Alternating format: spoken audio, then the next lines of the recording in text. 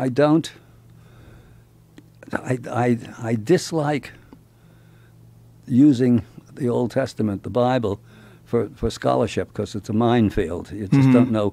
You can select from it. I mean, you know, the Inquisitors found a way to justify the Inquisition from the Bible, and you can justify just about anything. Well, there's so much craziness in there. There's so much craziness going on in there. But one thing that did strike me, and our correspondence is one of the intriguing bits of I forget where it is, Tower of Babel, if it's Exodus or, no, it can't be Exodus. Genesis maybe. Anyway, one of the early books of the Bible where they talk about the Tower of Babel. And one of the lines that's very suggestive is before the tower was built, all of humanity spoke in one tongue. Was that the Eskimos spoke the same as the Polynesians? What is this? You know, and the Polynesians spoke Chinese? No, that doesn't seem logical. I mean, the linguists don't find that sort of thing. But if the common language that they spoke was the cosmology, and Laird finds the same cosmology wherever he looks, that's interesting. That's not anything that you can base.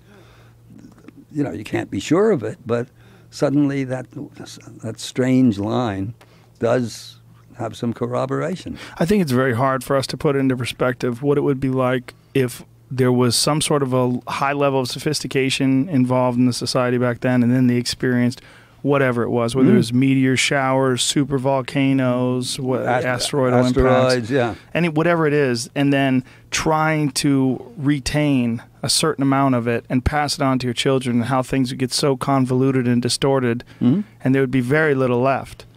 Yes. Yeah, I mean, something like that. But the people would be of the same sophistication in terms of the same kind of minds, the same sized brains, the same capability. Yeah. They would just have to relearn everything all over again. Well, there's a good, I think there's a good case that can be made for that, because stuff gets, after this catastrophe, things really do go into a tailspin, and then around 3000 BC, 4000 BC, all of a sudden, all over the place, very sophisticated civilizations arise, but based upon this ancient knowledge. The mythology is all there to begin with, but suddenly there's Sumerian around the same time. There's Egypt, there's China for sure, there's India, and all of these seem to arrive at a very high level of understanding around that 4000 or so date. Oh, especially Sumer, when they go over some of the ancient, those clay tablets, when they see the depictions of the solar system, that's where it gets really confusing. It's like, how the hell did they know this? How did they know that there was a sun in the center and that all these planets were in the correct size? I mean, they had Jupiter in the correct size, in the correct position, Mars in the correct position. It was very, very strange stuff. I didn't know that, actually. Have you ever seen those? Yeah, no, beautiful. No. Have you ever followed Zacharias Hitchens stuff? He's got some really wacky shit. Well, it is wacky shit. Yeah, it's fun to read if you're high. Yeah, but it's... But the Anunnaki and those from heaven to earth came and created people out of monkeys and alien DNA. And he's a galactic Darwinian.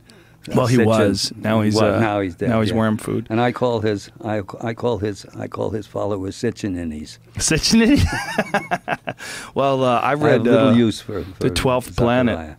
I think that was called the 12th planet. Horrible stuff. Yes, fat, but when you don't know anything, it's awesome.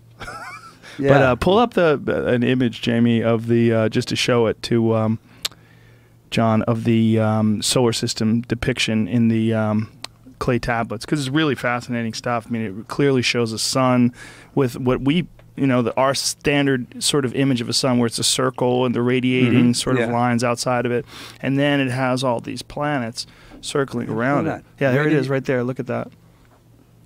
Oh, the sun is a star. No, it's not a drawing. It's just outlined. That's the actual original clay tablet, but they drew on it as an outline. Isn't that amazing? Oh. I mean, you could find the actual tablet, Jamie, too, and you can zoom in on it so you can see it better. Huh. But really, really incredible stuff when you consider the fact that they made this somewhere around, what was this, 5000 BC or 4000 BC? I don't know. Yeah, if I think it was that one right I there. don't know if it's that early, but it's somewhere in that neighborhood. See if you can find a better full version of it there, young Jamie. But incredible stuff and weird stuff. Yeah. I mean, they're depictions of people with tails sitting on the laps of giants, and that tends to decode symbolically. Actually, those hybrid creatures Turn that and thing stuff towards like your- that. there you go. Those most of those things, I think, should not be taken literally. Right. Like you were talking about myths. Yeah, myths, because Right. things change shape and one thing becomes another. And when those are shown pictorially, it doesn't mean that it's to be taken literally. There's the original, so you can see it there in the background. Pretty interesting stuff, huh? But where are they in the background? Where? See it right Oh, there? there. Oh, yeah. And but the stars, that's the original. Yeah. So that you have the sun in the middle Yeah. of the stars. Actually, that's a motif that you see in Egypt often. Really? Where you have a star with a solar disk in the middle of it. And often they're just stars. They're 5-pointed stars. And then it's with a solar disk in it. And what they're talking about, I think the Egyptologists talk about a stellar cult and a solar cult. And that as soon as you call anything a cult, it becomes you can talk about it because it's somebody else's religion, Right. and therefore superstition. But what it's talking about, and probably this too, is two levels. In other words, it's the solar sky, our solar system, and the star around it is the zodiacal sky, is the constellational sky. So it's two levels of the hierarchy simultaneously. But just amazing that you're talking about such a long, long time ago, and they had all the little planets there. But they don't have Uranus, and they don't have Uranus. We'll see what they have there. Do they? Pull it back up again, Jamie. I'm finding a couple of different versions, too. Oh, yeah? Yeah. So there's more than one version of it? Yeah, one only had 7 planets. They have another one that has 9. I'll show you. Ah, that's interesting if they have So this 9. one only has 7. Right, but that was a different one where that shows a star and then it has a bunch of planets off to the side. Who knows what that means? Go full view on that one, Jamie? Yeah, look at that one. It's just so cool to look at something that someone made, Yeah. 5,000, 6,000 years ago and Right. see their attempt. Go back to that, please. Their attempt at trying to show and convey what they knew about the world or what their thoughts were about the world. Like, what are we seeing here? Like, Yeah, well, see that looks like that, war. That one is not well. That's a common theme in that's a common theme in Egypt too. The pharaoh smiting in the heads of his enemies. It's the conquest of the forces of light over the forces of darkness. In this one, the 7 might not be. There it is. You have that. As I said, often in Egypt or very similar. But the other one, the star, and the seven planet could be planets, but see, it's a different looking star too. It's many.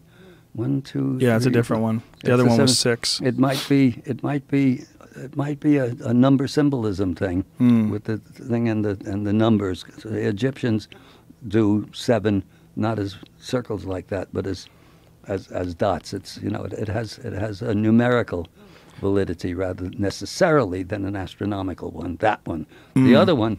Go back to the other one, Jamie. Yeah, no, that one's really interesting. Yeah. All this stuff is interesting. Yeah, to the me. relative sizes. That's pretty mind-boggling. Yeah, and again, And the two on the outer edge is really those two. Yeah, that's interesting. yeah, very. That's interesting indeed. I'd like to see that explained any other way than They knew something. they sure as hell knew I mean, something. or it's an amazing lucky guess. No, this is not guesswork. No, it's just unraveling ancient civilization. It's like putting together a puzzle when you only have 5, 6 pieces. Yeah. Well, this is the thing that when we started out, there were few pieces, and then now a lot of pieces have been added to the puzzle. Right, like the nuclear glass, the coronal mass ejection stuff. Göbekli Tepe is a big chunk of Gunung Padang in Indonesia is another one. I don't have any photos of that, but Shock has been to that and is absolutely convinced that it's very, very that it's human made, and that it's very, very old. So these things are showing up all over the place. So go back to the slides, and it's such a emerging thing as far as like people talking about it too. The slides. Mm-hmm. Oh, I'm sorry. This is something that's being discussed over and over again now. It's much more mainstream, and now that Graham Hancock has got a lot of traction on his work and his new book, Magicians of the Gods, and Randall Carlson, who's an expert on asteroidal impacts, has sort of impacted his work as well, and really sort of made it more interesting because he's provided a context with some historical, like actual scientific evidence of impacts. Oh yeah. Go along with it. So what are we looking at here? That's Göbekli Tepe again, and I'm not. Yeah, sorry, not Göbekli Tepe. That's Nabta Playa, but that's one of Shock's slides, I think, and I'm not sure what he's driving at there. Some sort of constellation in the background. That's Brophy's, I think. That's Brophy's slides, where he's looking for much more sophisticated information in Nabta Playa, and even if his more far out speculations are just speculation, I think they could be. Just the basic premise is already of great significance. That this is, because this is dated to 5,000-6,000 BC, so that makes it the oldest datable stone circle.